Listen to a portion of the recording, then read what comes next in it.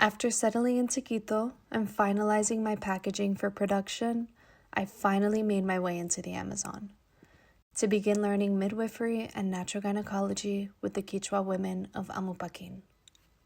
The day I arrived, I was welcomed and settled into a small villa.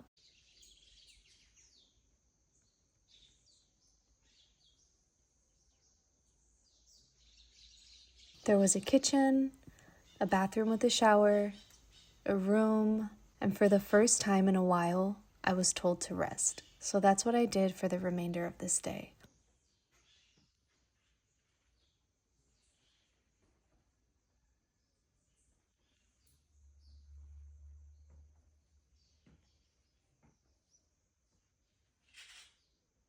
The next day, everything began. They prepared a sharing circle and marked my face with awina, which is a sacred plant pigment made from achote. Here you can see one of the midwives putting 3 lines on my face, representing heaven, earth, and the underworld, and each dot represented a day of the week, representing time and your path through it, a reminder that life is cyclical. El lunar se acopló bonito. ¿Sí? Ahora vamos por este lado. Estaba seleccionado para que se ponga con este bloqueado el teléfono, para que tenga la hora. Uy, ya sé yo también. Antes tenía grande, veía ahora es pequeñito, no puedo. Muy lejos está.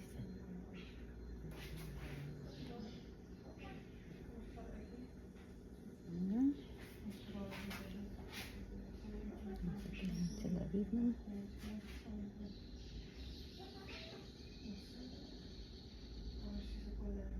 ¿Y los puntitos qué son? Los días de la semana.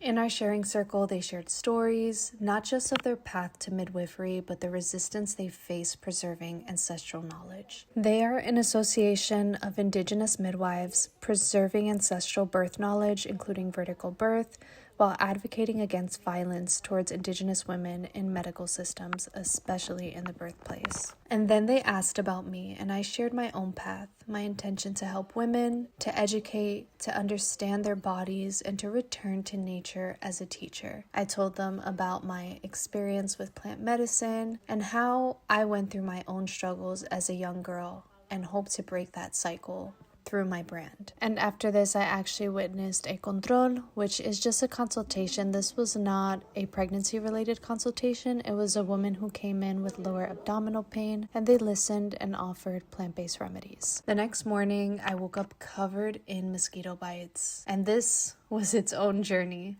I walked to the kitchen and met up with a midwife who was going to harvest some Guayusa from the medicinal chakra, which is a plant they drink every single morning for energy, clarity, and connection.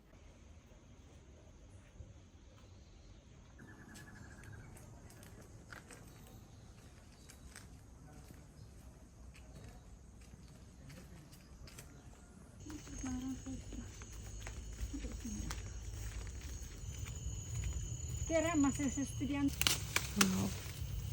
Entonces Guayusa nosotros tomamos por cuando duele, noche levantamos, tomamos Guayusa, tejemos chigrita, cualquier cosa. Wow.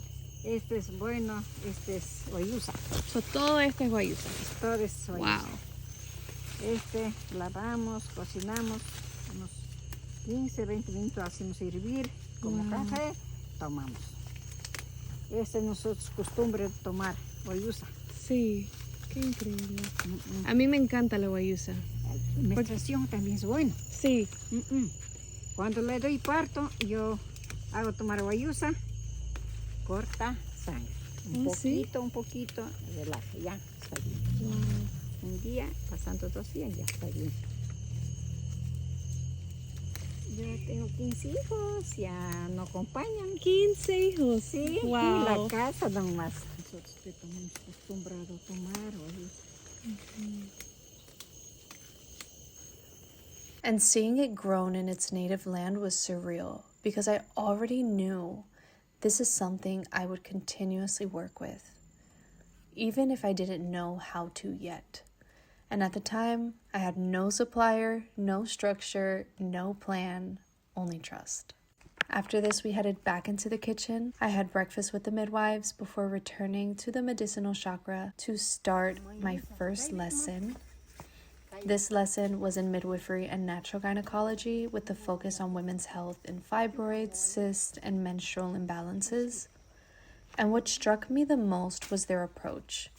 They never ever overwhelm the body. They work slowly, one protocol at a time, in rhythm with the body and not against it. So we gathered all of the herbs that they would use in steams, tonics, teas to help treat these things. And just to give you some background on the structure of this course, is some days there were no formal classes. I usually had classes every other day, and I love that because for me, learning wasn't just in teaching, it was in living, in being with the women, in the land, in the culture.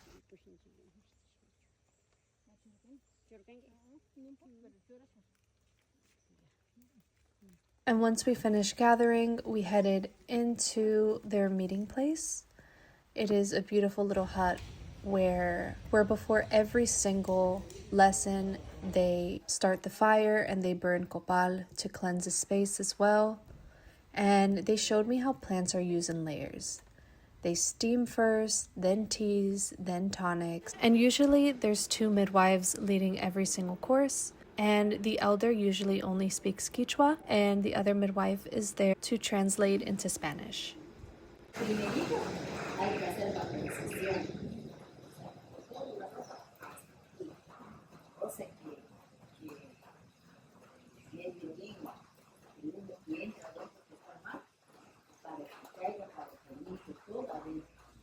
Entonces, ese si quiere por lo menos, como hicimos acá 3 o 6 meses hicimos. Acá también lo mismo, por lo menos cada mes, si quiere por lo menos 6 veces tiene que hacer la autorización. Acá hicimos por 3 o 6 meses para tomar el consentimiento. Entonces acá también lo mismo, por 6 meses tiene que hacer la autorización cada mes, una vez al mes. Cosa que, o 2 veces al mes, en cada 15 días. Ahí sí más rápido pierde las enfermedades que tiene adentro. Entonces, después de eso todo, ya hacemos cada mes, va a durar 6 meses. Acá también la autorización, si quiere, por lo menos, cuando está mal, bastante grave, entonces por lo menos con 6 meses, durante 2, 4, 6, 8, 10, 12 veces tiene que hacer la autorización. Entonces que ya el lava bien, que pierde todo, y ya. And their approach is such a beautiful representation of how much patience we have to have with our bodies. Their protocol lasts anywhere from 6 to 12 months, and they never do more than one protocol at the same time. You're either strictly taking teas, strictly taking tonics, strictly doing steams, just to not overwhelm the body. Because overwhelming the body makes things worse. It can cause inflammation. It can, bring your body into a state of shock too. And it just goes to show how, the medical system is so quick to implement quick fixes, like removing them through surgery or removing the entire womb sometimes when these aren't even real fixes. This is just, them not really wanting to understand, them not having the patience to allow us to learn how to heal like women.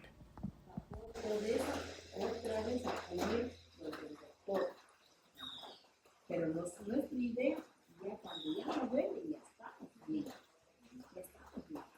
Ni para ir al hospital, ya estaremos. Entonces, uno mismo ya siente, ya no me duele, ya siente bien. Entonces, ya hay, y así si quiere que me diga, puede ya tomar todo limpio adentro. Entonces, que no se encanta a veces ver el doctor. ¿Qué dice? Ya el doctor va a decir, no, ya está limpio, ya está bien, ahora sí puede que me diga, pero hay que esperar. No hay que hacer no, hay que esperar si quiere por lo menos dieta 3 meses después de acabar todo. 3 meses tiene que aguantar hasta que quede bien. Y después de 3 meses, ahí sí puede tener hijos. Ahí tiene que tener hijos. Y así, después de eso ya, si es que puede tener, de repente puede ser mal. Entonces, con esa hoja, que te envío. Ese es bien malo. Esta hoja, ya, ese se llama churriuyo, ese se llama copa, acá. Ese es ananas panga, copa panga, churriuyo y zembillo. Es malo. Pruébalo si quieres. Ese también se toma. Para diabetes. Es bueno. Ese es para diabetes. Y también, si no quieres hacer por vaginal, a veces hace con eso, se hace así.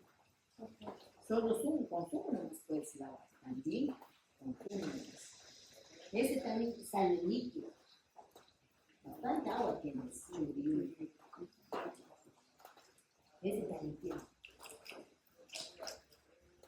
Así se hace. Si no quedan los 3, así hojas, todo tienes que hacer para no cocinar mejor.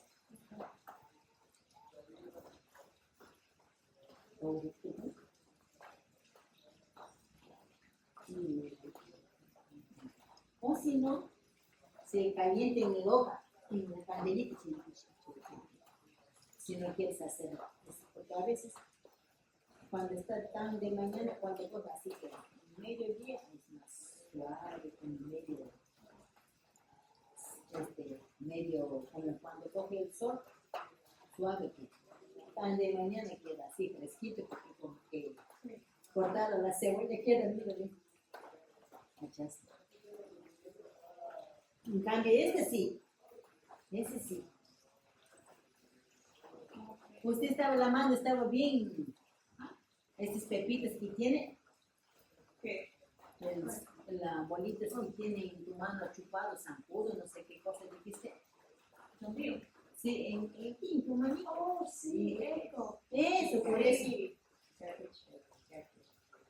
Eso. Sí, ese también parece, se sirve para todos. When I tell you this helped relieve my mosquito bites so much, usually they make it a little hot because the mosquitoes can stay on your skin here, so they kind of burn it off with the heat of the herb, and it helps so much. And after this, we went over tonic dosing, and they also told me how the same liquid that they get from these plants, there's certain ones that help when women tear during labor, and they put the juice of the plants on the tear, and it closes and heals perfectly and naturally because they do not sew. After this, I had some lunch, spent the rest of the night around the fire with the mamas, just talking and getting to know one another before having dinner. And the next day, the first thing that I did was get my mosquito treatment. One of the mamas saw how bad it was getting on my arms and legs. And after a month, they usually stop biting, but yeah, that was around the time that I was going to be there. So she mixed zimbio, the herb we learned about yesterday, with tobacco. She warmed it up and she placed some on my bites, which helped so much. It was so soothing. Then their drying method is blowing tobacco smoke on each one of the bites. And then they seal it with the ash of the tobacco because the smell also repels the mosquitoes. Then I had some breakfast before going on my first community visit, which is basically the midwives and I. We go to the houses of different pregnant women in the community and we do controls, which is positioning the baby, monitoring, making sure the mom's okay, telling them about Amupakin, and telling them they're more than welcome to have their birth there because it is free. These women, they've dedicated their whole lives to this and they do it for free. And actually, this control that you're seeing now, little did I know in this moment that days later, this mom would be the natural birth that I witnessed. And just by the position of the baby and just by them kind of feeling around the stomach, they predicted to the day when the mom would come in and give birth. But it's really a hit or miss because a lot of women will opt out and go to the hospital and get a C-section just because they can't really handle the pain. But this woman in particular ended up coming, so that's a little bit of foreshadowing. And the next day I had breakfast, had some Guayusa tea in the morning like we did every morning. Then we got ready with our awina. Okay. Bueno, la pintura, nosotros decimos awina. Siempre cuando vamos a salir al campo o a la chakra, es como una protección de nosotros. Okay. Protección al mismo tiempo estar en contacto con las plantas medicinales. Okay. Entonces siempre nosotros, o sea, como mujer, al sembrar la yuca, a veces nos vamos a pintar, tenemos que recoger todo bonito el cabello y pintar y para sembrar la yuca. Okay. Entonces este es como una protección espiritual, también contacto con la selva. Okay. Eso es, entonces ahorita vamos a entrar. Okay.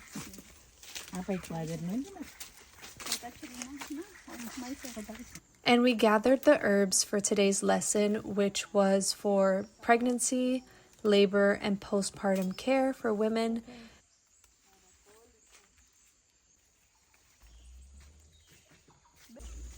Esto es de máxima maite. Ayupanga. Ayupanga. Okay. Kaya sa itsura nun eh. Panga. Upin, yan shupin. Manang atong panga rin. Ah, kaya asais balirin tam tapang gawa ayupanga ruski. Ayu asaruski. Nika hidong bit ayupang ni.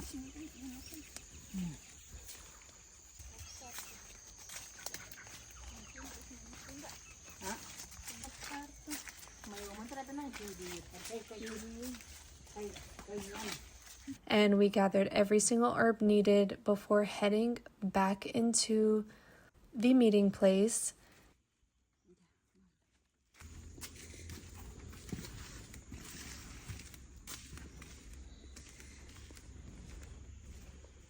And we laid out and labeled every single herb.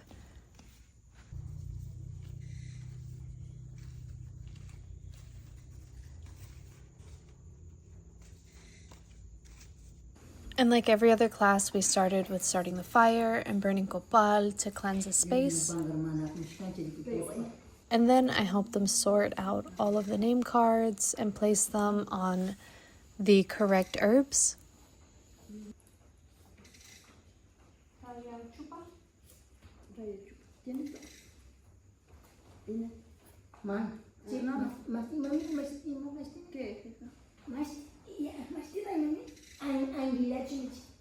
Anguilla quiero chuchi.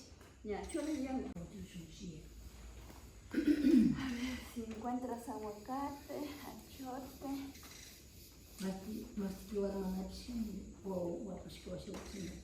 Santa María Panga. ¿Eso oye qué cosa? La carne. Yuyu. Sí, allá.